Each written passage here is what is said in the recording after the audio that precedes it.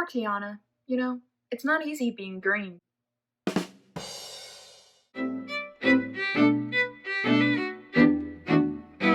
Hey guys, it's Libby, Rank Master at Punzi's Palace, and we are back for another Quarantine Queen ranking. Be sure to hit subscribe if you like this series and other Disney content, and be sure to hit the bell icon so you know every time I upload. The ranking rules are only official Disney princesses, sorry Princess Ada, only the original movie, and only focusing on the princess's actions. Princesses can gain and lose points based on how they follow pandemic guidelines, and the princess with the highest score at the end is crowned queen. Today we move away from Renaissance princesses and go into the revival era, starting with Tiana from Princess and the Frog. She starts the movie pretty strong by being completely grossed out at just the concept of somebody kissing a frog. Good. Oh, also, she doesn't get points off for being at Lottie's house because it's her best friend's house and also it's her mom's best customer's house, so I feel like they're there a lot already and they would probably be isolated during a pandemic anyway. But some points for also sitting far away from everybody on the trolley, but a few points off for inviting everybody over for gumbo. They are all on the back porch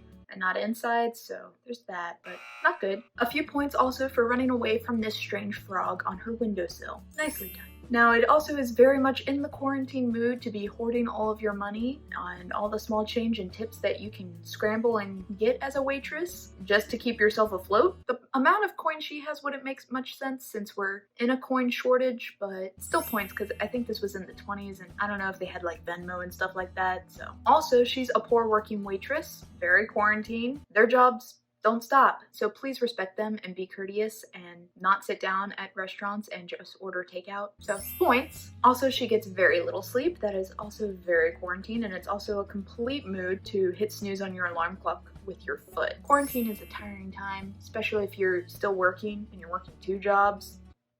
Oh yeah, and she's working 2 waitressing jobs, so very hard worker just to get some small tips. Yeah, awesome. But she does also ride public transportation. She has to, but still, and it's super duper crowded. Luckily, she pulls a bell by being completely invested in the cooking magazine she's reading. So again, books can be like a mask. And it also helps her avoid this guy who's trying to flirt with her. So, good job. However, she does get really close to this band of people walking by, and one of them takes her hand and tries to dance with her and whirls her around. Not the best. But she is upset by this and brushes him off immediately to try to get to work, so better. Alright, and then she serves like 5 people at the restaurant, but it's part of her job. She is close to them without a mask, but this is more on the people that are coming into the restaurant than it is on Tiana. Order takeout, people. Just order takeout. That way you don't endanger the lives of the workers who still have to serve you, but they still have a job and they still get paid and you can still tip them nicely and you still get your food. So yeah, I'm not going to take off points here for her because she's just trying to make a living and earn enough to open her own restaurant. So it's more on the people that are endangering her than she is endangering them. And more points for shrugging off Naveen when he tries to flirt with her. She's got work to do. Don't come near her. Then she also turns down the opportunity to go out dancing because that is a non-essential social outing with a lot of people sweating and being close together. So yeah, nice job. Oh, and she also gives this little girl a napkin, so that's pretty clean. Then she does pat Mr. LaBeouf's stomach and Lottie goes and gives her a hug. So those aren't great, but later she is nice and distant from the realtors, so good. And some points for having big dreams. Even when things look tough and the rough situation she is in, she keeps dreaming big. And more points for having such an optimistic attitude about being almost there on her dream. Even after all the rough stuff that she's been through, and she still has quite a ways to go, she keeps her chin held high throughout all of this mess. It's very admirable. And a few points more for cleaning up the place a little bit, getting rid of some cobwebs, doing some sweeping. Very nice. And then we get to the masquerade party. And we're only going to take off a few points here because she is serving and catering there. She is behind a table and it seems mostly self-serve, but yeah, we'll still take off a few points. And then she gets a bit too close to the realtors. Then he puts his hand on her. Not great. And then she borrows Lottie's dress, but it has gloves. And then Lottie puts a hand on her, but she's also wearing a glove. Gloves are back. I love it. Sadly, she gets more points for getting really close to her dream and then having it all ripped away from her because of circumstances outside of her control, like her skin color, her social standing in class and background, having a pandemic happen. Oh yeah, and she also gets points for talking and singing to animals. She is an animal when most of the talking and singing happens, but she still gets points. And again, points for running away and screaming at a strange frog you don't know. He is clean because, you know, he's magic, but still a bit freaky, and she didn't know that, and he's just a strange talking frog, so it's good. But a good bunch of points taken off for kissing a frog. He is magic, but like, it's gross. Once you put your lips on something, I feel like you've crossed a line. This was lip on lip action. But she does get magicked into a frog herself, which means she's clean, like completely clean, like whole body clean. Let's see how this plays out. Okay, well, she jumps into Lottie's dress and goes who knows where, so that's not a great start. And I will take off a few points for the non-magical creatures that they interact with, like the leech and the crane chasing after them. The thing is, how do we define a magical creature, you know? See, this isn't laid out perfectly for me because Stella, the dog, is a normal dog, but then she talks to Tiana. Is that because Tiana's a frog and can talk to animals now? Or is it because Tiana is part frog but also part human, so she can speak to all animals and also all humans? I think that's it. So this must mean that any animal that we see talk doesn't necessarily mean that they're a magical creature. But if they talk to animals and humans, they must be magical by this logic. I hope that clears things up. It's very convoluted and difficult for me to analyze this since most of the movie she's a frog, but I will do it, and we're doing it, and a few more points off because they're on a gator's back who talks, but we don't see them talk to humans, so we're just gonna assume that they're non-magical, so points off. And then she jumps onto Lewis, a gator they don't know, but he does talk to animals and humans because we see him talk to Mama Odie, and he can play the trumpet, so I feel like he's magic. So a few points off for this initial interaction since he is a gator they don't know, but a magical gator. Then she sits on the back of a turtle, another creature she does not know, and he never talks, so he's not magical. So points off. But also some points for shooing off the butterflies that were flirting with Naveen. Then she does get herself into this weird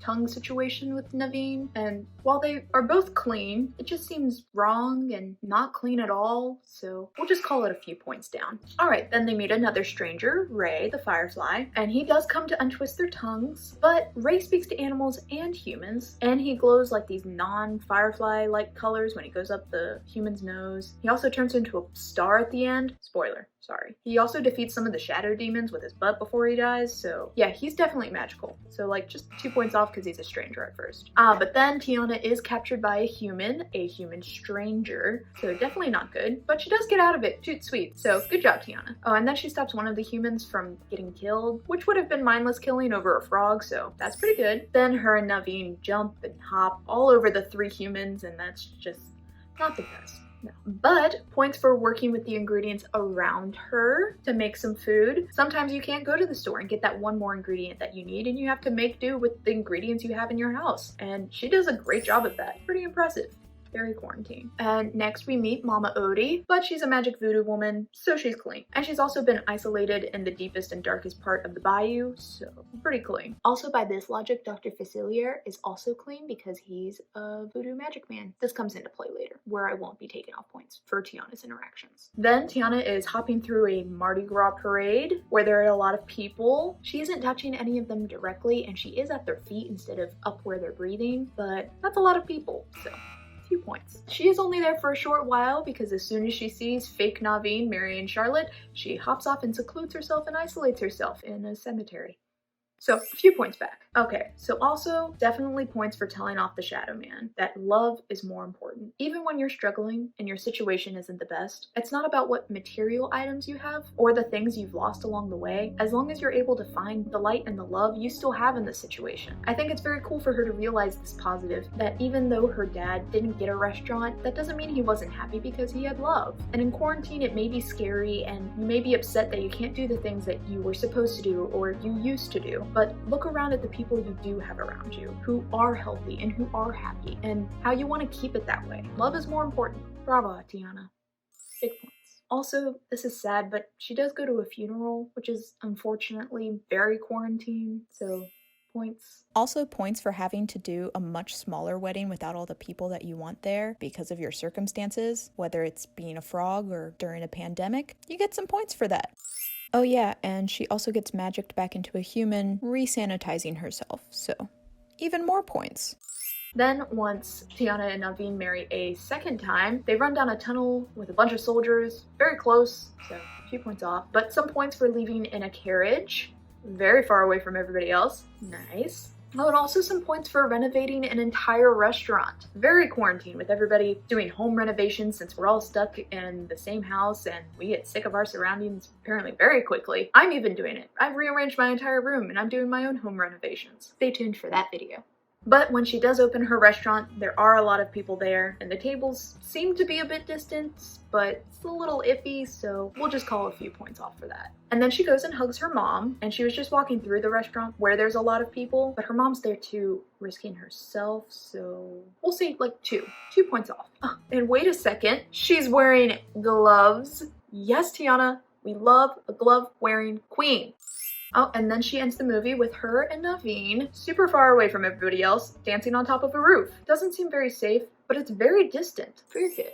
All right, so the final grand total points for the Princess and Princess and the Frog Tiana score is a total of 96 points. Awesome. It really helps that she had a lot of the spirit of the quarantine lifestyle and the hardships that many people have had to deal with and are still dealing with, as well as being a magical frog and having voodoo play a big part in the story, so that helps. So she ends up taking 2nd place, right under Cinderella and right above Aurora. Quite a few people guessed that she would end up in 2nd place, so congrats to Disney Time Podcast, Tori in Wonderland, Angela Jenkins, and Brittany Wilbur. Even though no one got the total correct, very good job on the positionings. Our next princess is Rapunzel. I have been waiting so long for this. I'm a huge Rapunzel fan, as you can tell, so I will do my very best not to be super biased. But I mean, if you haven't been able to tell by now, I'm at least a little bit biased on all of these rankings, but I will restrain myself as much as possible to give her the same fair shot I've tried to give everybody else, but I'm mostly just really excited to see how she does and to watch the movie again. Leave your guess on Rapunzel's point total and final rankings in the comments down below. And if you enjoyed this video, be sure to give it a thumbs up and make sure that you subscribe down below if you enjoy this content and other Disney content. Until next time, farewell.